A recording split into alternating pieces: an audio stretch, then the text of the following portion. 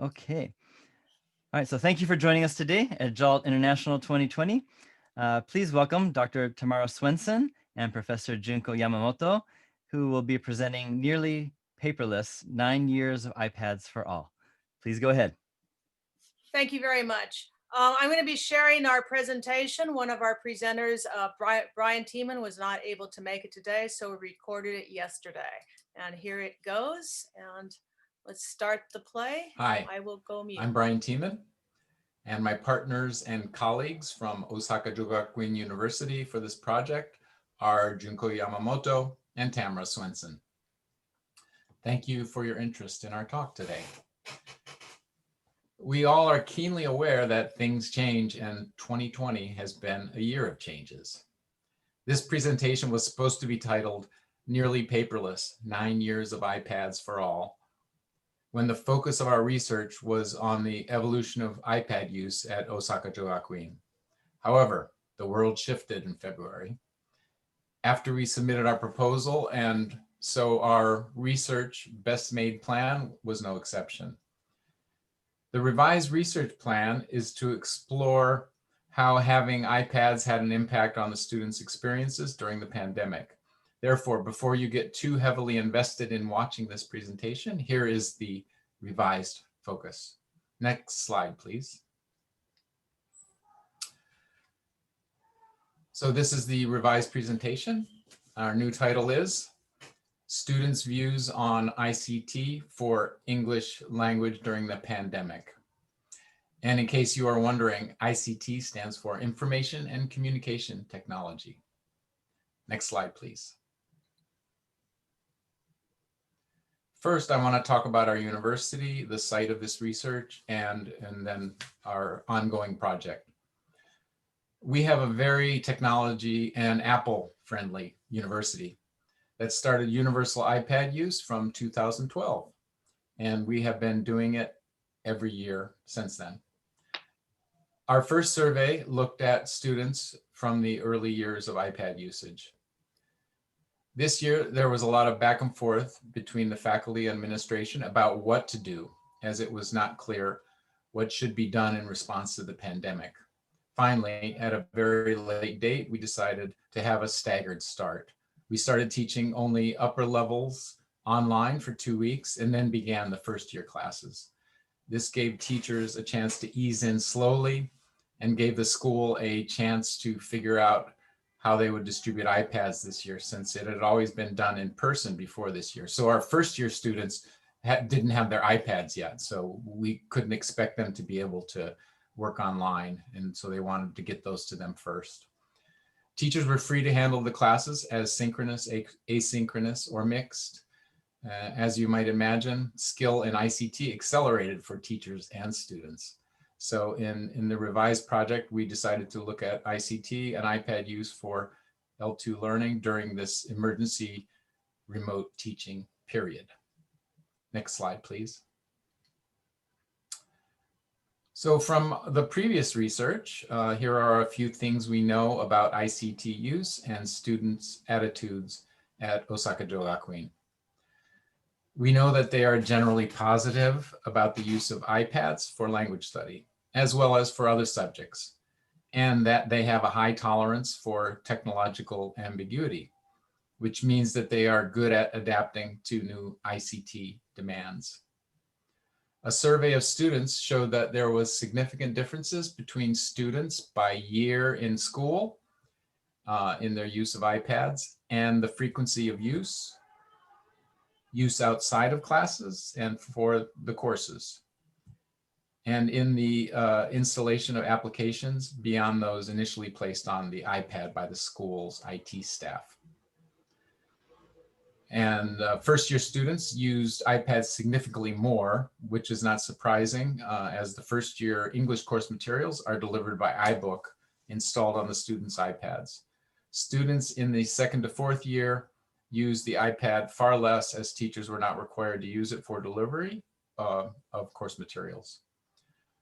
Of course, this changed for the 2020 academic year when we pivoted to online education, as schools did throughout Japan and in countries around the world.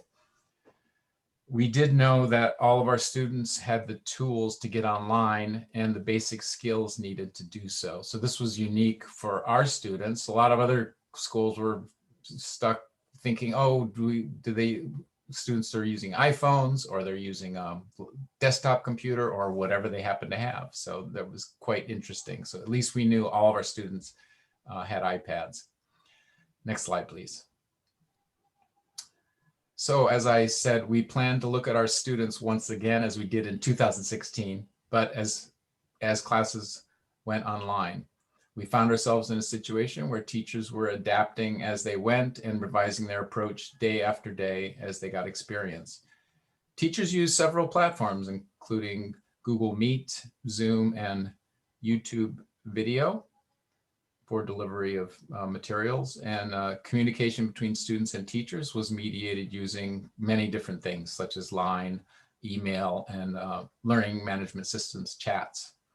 For learning management systems, LMSs, we used Moodle and Google Classrooms. Next slide, please. Paper questionnaires on motivation and e-learning were administered twice in the spring semester of 2019. So these are different from our the earlier two surveys that we did. These questions were given in mid-June and at the end of July to assess the change in the construct of motivation, including intrinsic motivation, 3 types of extrinsic motivation, lack of motivation, willingness to communicate, and motivation towards e-learning. A paired sample t-test revealed only one dimension of motivation, willingness to communicate, showed a statistically significant improvement. Dornier's ideal self served as the model for the motivation survey, with aspects also taken from the willingness to communicate scale, which comes to us through psychological research by McIntyre, McMaster, and Baker, 2001, and was brought into L2 learning by Yashima and others. In this survey, Junko Yamamoto, who will be speaking next, concluded that e-learning did not contribute significantly to their English learning motivation. Okay, go ahead, Junko. The study we are reporting today also builds on Yamamoto, that looked at how students became comfortable using technology over 4 years of learning at this university. We found that although the use of ICT tools was obligatory in the first year, they continued to use them for English learning on their own.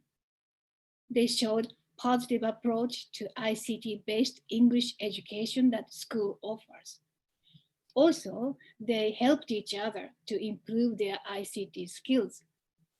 We thought those skills might have contributed to an increased confidence in other skill areas such as language learning.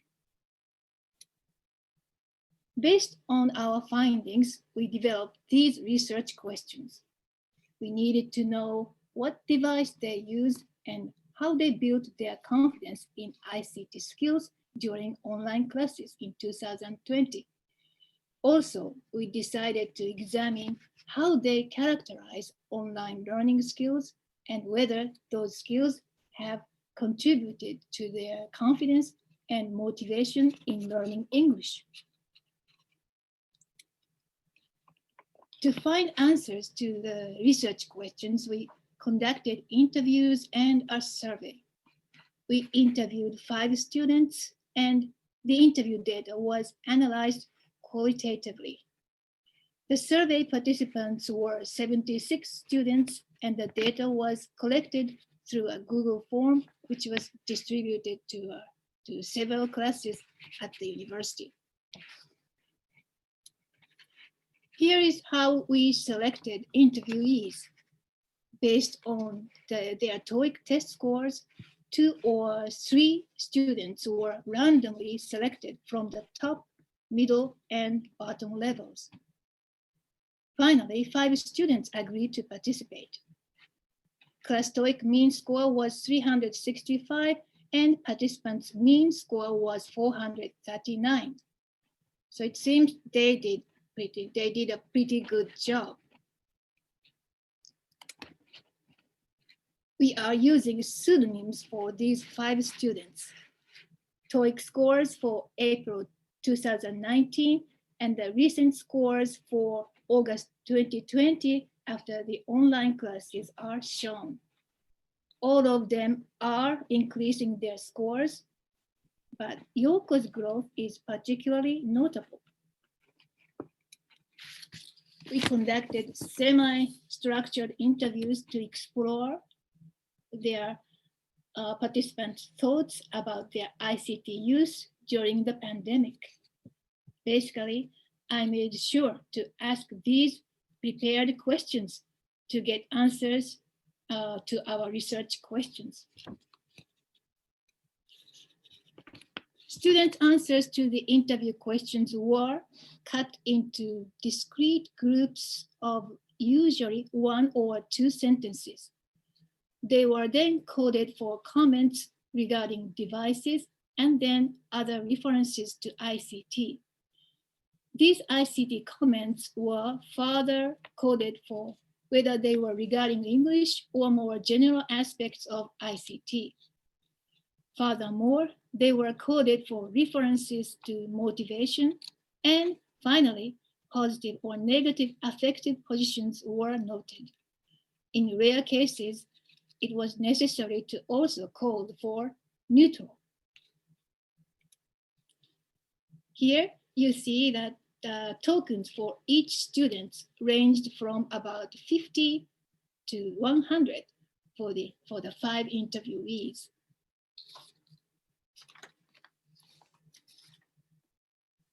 Regarding students' references to devices, the interview participants made 39 comments about the iPad, with 32 of these positive. Most comments about PCs were negative. All the comments about smartphones were positive. There was no negative comments on smartphones. As you can see from the sample comments, they use these devices in many different ways. They say they always used more than 2 different devices during an online class.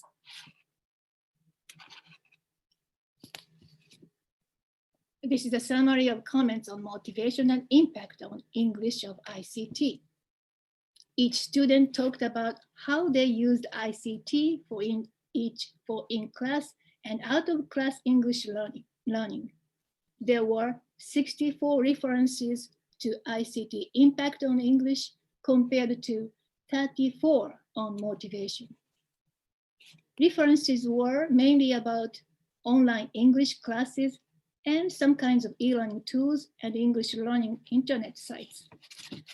As the table below shows, for positive comments, Ami's was the highest at 18, and as for negative comments, Mie's was the highest at 19.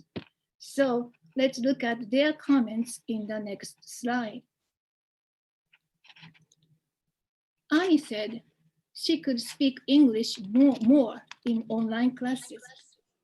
For her, speaking on Zoom or on Google Meet made her less nervous.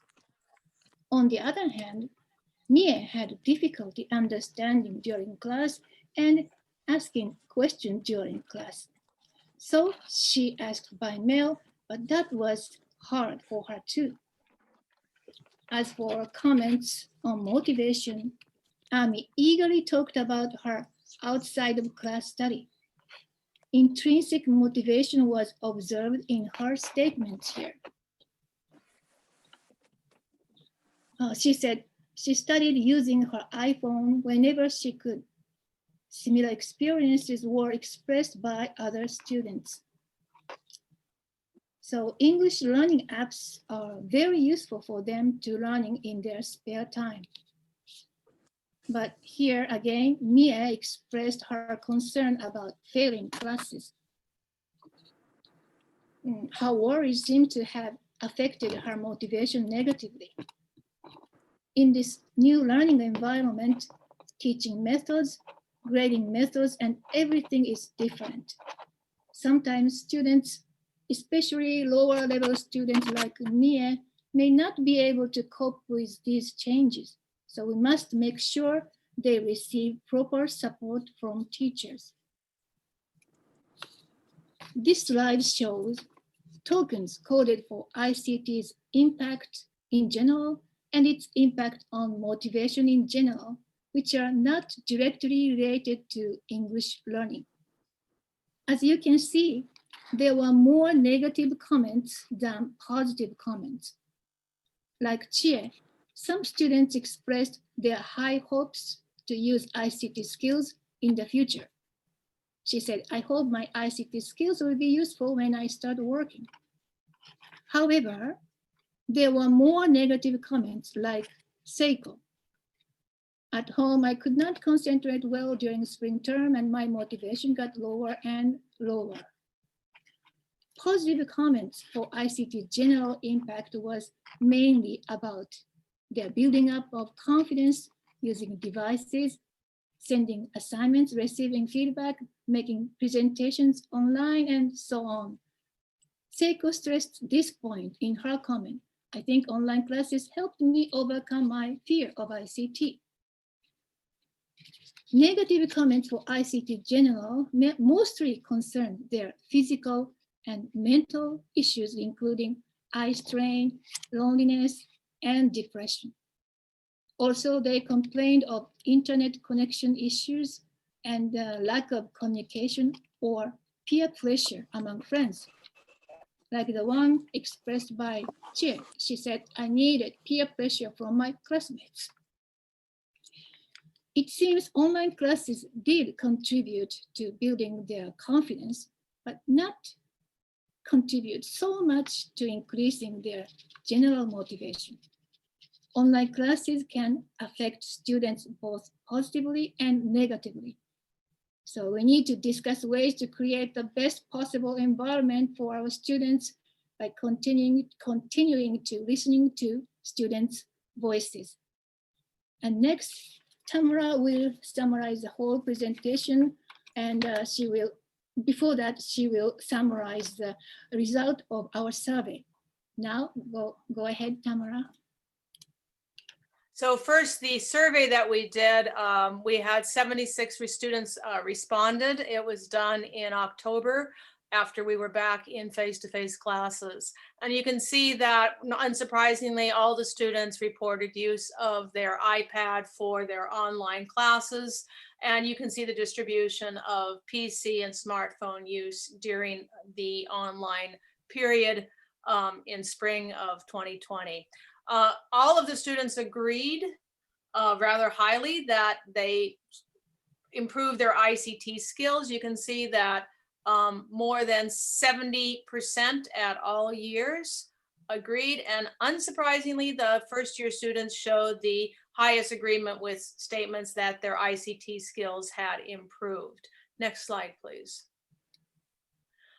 You can also see that in general, students reported increased confidence in their use of communication technology during this time. And again, because the first year students were new to their iPads, it's not surprisingly to see that they showed the greatest agreement with that question, as well as that the question that technology increased motivation to learn. This is in line with our previous research, where we've looked at how students' technology use is generally well received early on in the term. So next slide, please. Finally, as we get to the point where we are addressing our research questions, the 5 questions that we had there that we showed you at the beginning of the presentation, we find that ICT provides useful tools for language learning and that they're used in class for independent language study. That's not a surprising finding. Also unsurprising is that confidence in the use of ICT for learning increased, with first year students showing the greatest agreement with this. At OJ, the iPad is our main device for our education. And so you can say that that's unsurprising that everyone used an iPad. It was also interesting that the students in the interviews, as well as those who we surveyed, saw the smartphone as their secondary device, and most indicated that they were using at least 2 devices and sometimes 3 devices during their course times. They reported increased ICT skills, but as you saw from the data, and from the interview data, students were less likely to see improvement because they were not brand new to the technology. And finally, the impact on motivation was generally positive, but as we are still gathering specific data on that and have yet to analyze it, the general impact on motivation is not clear. So that's where we are, and I guess it's now time to turn it over to the question and answer period, where we can go live again rather.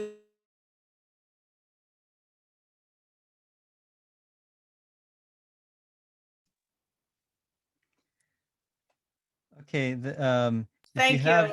If you have questions, you might want to use the raise your hand button on the participants list, or Yeah, signal in chat so we can do it orderly. So I answered a couple questions in chat as we were going along. One question that I'll address really quickly here is why Apple, why iPads? We've been an Apple school since 1990, 1991, when we installed 4 computer labs using Apple's big old machines. And today we've got a couple of those still in storage, but we've evolved to move from the Apple framework to having PC rooms as well. But the Apple Jogakuin link has been quite strong. We are an Apple distinguished school and the first university in Japan that became one. And it's just part of our DNA at this point. We had iPods for students previous to the iPad, but we felt that going to the iPad increased capabilities. And are they using the most recent iPads with stylus or regular non-stylus? It depends. The students are provided an iPad from a selection of iPads. The schools provide the base iPad, and they can contribute to upgrade their iPad choice. Any other questions? Sorry, can I ask another question? Please. My feeling is that Japan is still a very much paper-based society, and I know that there is a move away from that recently, with trying to abolish the inkan, for example, or to allow people to sign things digitally. Do you think this trend is going to continue, or do you think it will, be many generations before it happens like that? I think it's evolving much more rapidly than the Japanese government had planned for. I went to a MEX presentation about 3 years ago, and they were talking in terms of having all schools fully computer capable in 10 years. Now they're talking about distributing some sort of tablet computers to every elementary school student in April of 2021. Wow, that's a big change. It's a huge change. I know that Korea abolished all paper books, I think back in 2015 or so. Yeah. Japan is a little bit behind in that respect, I think. Japan has been a little bit behind. We still have the problem of lack of material available for iBooks, iPads, computers, whatever, in Japanese. And so there needs to be some digitalization of that by the Japanese publishers of not so much the English language material, but the general educational material, especially at the lower elementary school levels. Okay. Sorry. I need to officially end this meeting. However, this room will be open for another 15 minutes. So if you want to stay around and continue the conversation, you're welcome to. But right now, we want to ask everyone to unmute themselves so that we can hear you, because we'd like to give a nice applause to our speakers. All right, so everyone go ahead, unmute. I'll give you a second to do that. All right, and let's say thank you to our speakers. Thank you. Thank you for attending. This is a bigger crowd than I thought we would get. So thank you all very much for coming. I can stick around here for the next 10, 15 minutes, or we can go to the hangout rooms that we're assigned to. Either way, you know, it's up to Daniel, basically. He's the one that's going to control things. So actually, officially,